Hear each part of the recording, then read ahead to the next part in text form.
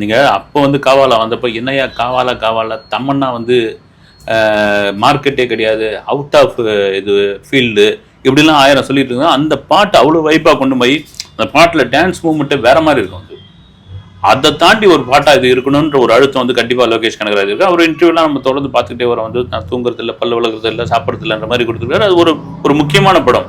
அப்படின் போது பார்த்து பார்த்து செதுக்கி இந்த படத்தை பண்றாரு அப்படின்னு இந்த ஒரு பாட்டுலேயும் நமக்கு தெரியுது நல்லாவே.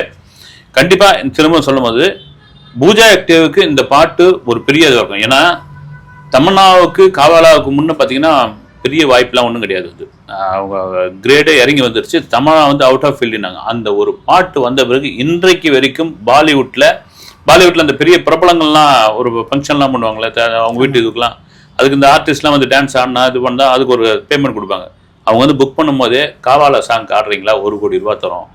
எங்க போய் இதுவாக இருங்க பாருங்க, எல்லாம் வந்து ரஜினியுடைய தான். இப்போ பூஜா ஆக்டிவ்க்கு அந்த மாதிரியான ஒரு இது உண்டு. வந்து ஒரு ரிமார்க் என்ன ரிமார்க்னா, இவங்க ராசில்லாத நடிகைன்னு முகமுடி பண்ணாங்க, பீஸ்ட் பண்ணாங்க தமிழ்ல.